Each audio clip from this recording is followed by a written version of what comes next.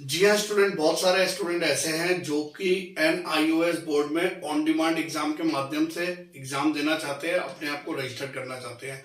लेकिन एक बहुत बड़ा कंफ्यूजन उनके मन में रहता है कि ये ऑन डिमांड एग्जाम होता क्या है, कब होता है, इसका रिजल्ट कैसे मिलता है, और सबसे इम्पोर्टेंट चीज कि कौन ऐसे स्टूडेंट है जो इस ऑन डिमांड एग्जाम के लिए एलिजिबल है, यानी कि अप्लाई कर सकते हैं। तो ये सारे डाउट जो है स्टूडेंट्स के बार बार आ रहे हैं, उन डाउट्स को मैं क्लियर करने के लिए ये वीडियो लेकर आया हूँ। और जैसे कि हम पहले भी बता चुके हैं, हम अपने चैनल पे वीडियो सिर्फ तब लेकर आते हैं जो कोई ना कोई बेनिफिट देता हो NIOS के स्टूडेंट्स को, और कहीं ना कहीं पे ऐसी कोई महत्वपूर्ण जानकारी है जो उनको फायदा पहुंचाते हो। तो बिना समय गवाए तो चलिए स्टूडेंट, आज का ये वीडियो स्टार्ट करते।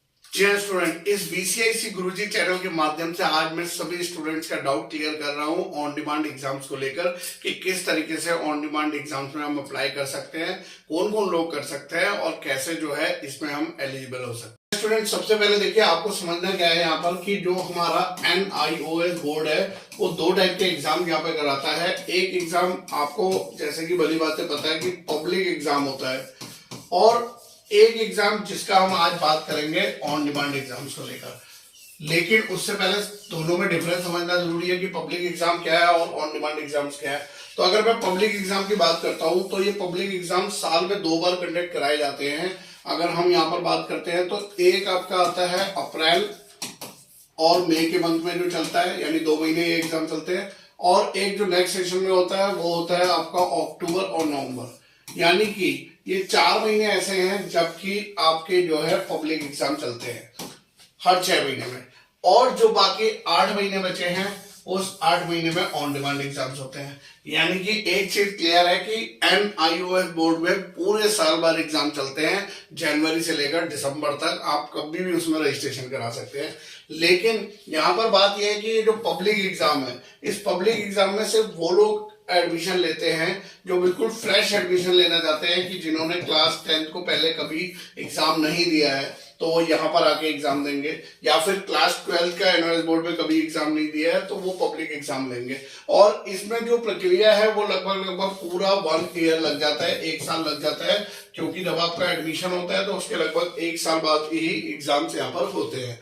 तो वो तो रही पब्लिक एग्जाम की बात। लेकिन आज हमारा मेन मुद्दा है क्या, ऑन डिमांड एग्जाम्स को समझाना। तो देखिए, सबसे पहले हम लोग ले लेते हैं कि इन स्टूडेंट्स को जो किसी भी बोर्ड में फेल हुआ है। अब फेल कैसे होंगे, यानी कि आप देखिए, मैं आपको 2 कैटेगरी के स्टूडेंट्स बता देता हूं। जैसे मान लीजिए यहाँ पे मैं लिख रहा हूं पास, किसी सब्जेक्ट में आप पास हुए होंगे और किसी सब्जेक्ट में फेल। आप ऐसा हो सकते हैं एक सब्जेक्ट में पास हुए हों और 4 सब्जेक्ट में आपका फेल हुआ, या फिर 2 सब्जेक्ट में पास हुए हों, 3 सब्जेक्ट में आप फेल हुए, या फिर 3 सब्जेक्ट में आप पास हुए हो और आपका 2 सब्जेक्ट में आप फेल हुए, और या फिर 4 सब्जेक्ट में आप पास हुए हो और 1 सब्जेक्ट में आप फेल हुए। तो ये अलग अलग कैटेगरीज है अलग अलग स्टूडेंट्स की। और एक और कैटेगरी आती है जहां पर आपकी 5 के 5 सब्जेक्ट में फेल हुए हो और कोई भी सब्जेक्ट में आप पास नहीं हुए। तो ऐसी कैटेगरीज है, ऐसे स्टूडेंट्स क्या है NIOS बोर्ड में ऑन डिमांड एग्जाम्स के लिए अप्लाई कर सकते हैं। अब यहाँ पे आपको बेनिफिट क्या मिलेगा, देखिए, जो ये आप पास हुए हैं, जिस सब्जेक्ट में पास हुए हैं, ये सब्जेक्ट आपका TOC कर दिया जाएगा। TOC यानी कि यहाँ पे बोलते हैं ट्रांसफर ऑफ क्रेडिट, यानी कि आप अगर मान लीजिए CBSE बोर्ड के स्टूडेंट हो तो जिस सब्जेक्ट में आप पास हुए हो वो सब्जेक्ट आपका ट्रांसफर कर दिया जाएगा NIOS बोर्ड में, यानी कि एक पास सब्जेक्ट आपका यहाँ पर आ जाएगा। अब एक सब्जेक्ट आ जाएगा तो आपको कितने सब्जेक्ट के यहाँ पे एग्जाम देने होंगे, 4 सब्जेक्ट के, यानी कि आपको यहाँ पर 4 सब्जेक्ट्स के एग्जाम देने हैं ऑन डिमांड एग्जाम, ठीक है। और अगर मान लीजिए आप 2 सब्जेक्ट में पास हुए हो और 3 में आप फेल हुए, तो यहाँ पर आपके 2 सब्जेक्ट ही ट्रांसफर हो जाएंगे, यानी कि 2 सब्जेक्ट आप पास हुए हो, एक सब्जेक्ट, ये 2 सब्जेक्ट आप पास हुए, तो आपको 3 सब्जेक्ट्स के एग्जाम देने पड़ेंगे। कितना देने पड़ेंगे, 3 सब्जेक्ट्स के एग्जाम देने पड़ेंगे। अब तीसरी कैटेगरी में देखिए नया क्या आ रहा है, अगर आप 3 में पास हो तो भी आपके ट्रांसफर 2 ही सब्जेक्ट होंगे, तो ही आपके 2 सब्जेक्ट ट्रांसफर होंगे, आपको 3 सब्जेक्ट का एग्जाम देना होगा। अब आप बोलोगे सर ऐसा क्यों हो रहा है, हम तो 3 में पास हुए तो तीनों ट्रांसफर क्यों नहीं हो रहे? क्योंकि NIOS बोर्ड का एक टर्म्स एंड कंडीशन है कि जब आप ऑन डिमांड एग्जाम दे रहे हो और TOC ले रहे हैं, इसे TOC फैसिलिटी बोलते हैं, ट्रांसफर ऑफ क्रेडिट, अपने सब्जेक्ट को ट्रांसफर करा रहे हैं, तो वहां पर मैक्सिमम आप 2 ही सब्जेक्ट ट्रांसफर करा सकते हो, और वो भी वो सब्जेक्ट जो पास हुए हो। तो यानी कि अगर आप 3 में भी पास हो तो भी आपके 2 ही सब्जेक्ट ट्रांसफर होंगे, और अगर आप 4 सब्जेक्ट में जो है क्या नाम है आपका पास हो तो भी आपके 2 ही सब्जेक्ट पास होंगे। 3 सब्जेक्ट का आपको क्या करना पड़ेगा, ऑन डिमांड एग्जाम देना पड़ेगा। और आप बिल्कुल ही फेल हुए हो और आपका 5 सब्जेक्ट में आप फेल हुए हो तो आप ऑन डिमांड एग्जाम नहीं दे सकते हो, फिर आपको पब्लिक एग्जाम में जाना पड़ेगा, फ्रेश एडमिशन लेना पड़ेगा और अगले साल दोबारा एग्जाम देना पड़ेगा। तो फिर यहाँ पर एक क्राइटेरिया आपको समझ लेना चाहिए कि ऑन डिमांड एग्जाम में हम मिनिमम 1 सब्जेक्ट और मैक्सिमम 4 सब्जेक्ट के ही एग्जाम दे सकते हैं, जो लोग किसी अदर बोर्ड से फेल होकर आए हैं।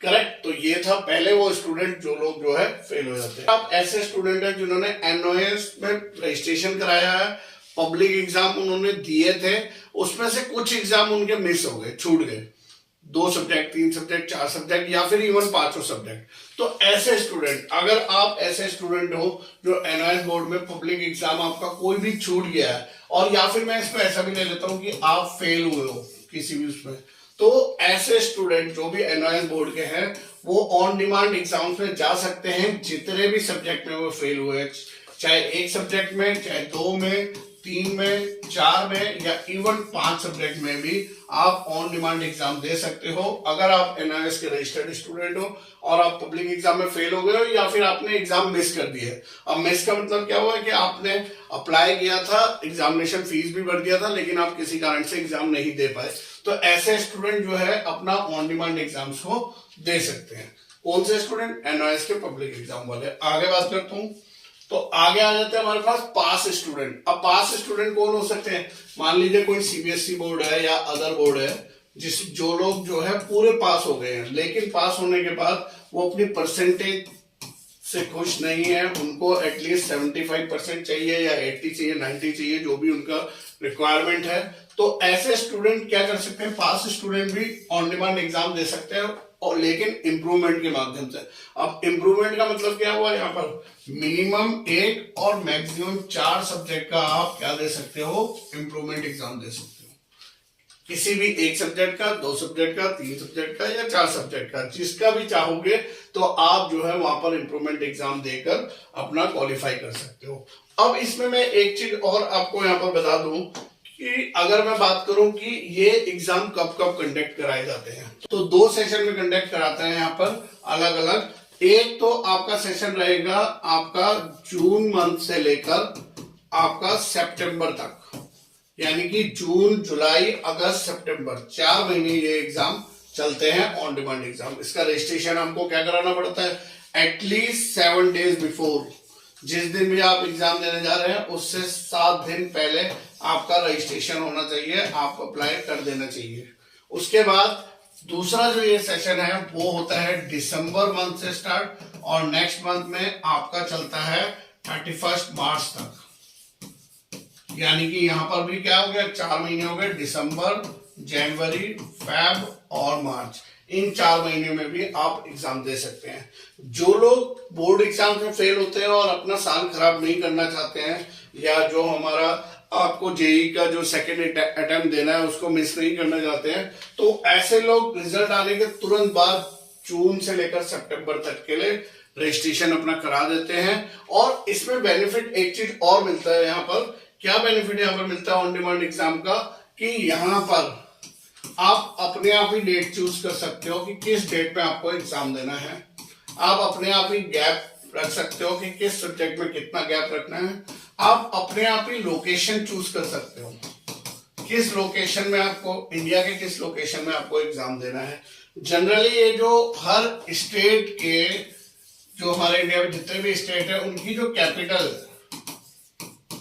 तो कैपिटल्स में ये जो रीजनल सेंटर्स होते हैं जहां पर, उन वाली सिटीज में इन ऑन डिमांड एग्जाम्स को कराया जाता है। तो ज्यादातर जो बोले तो मेजर सिटीज ऐसी होती है जहां पर ये ऑन डिमांड एग्जाम्स होते हैं, है ना।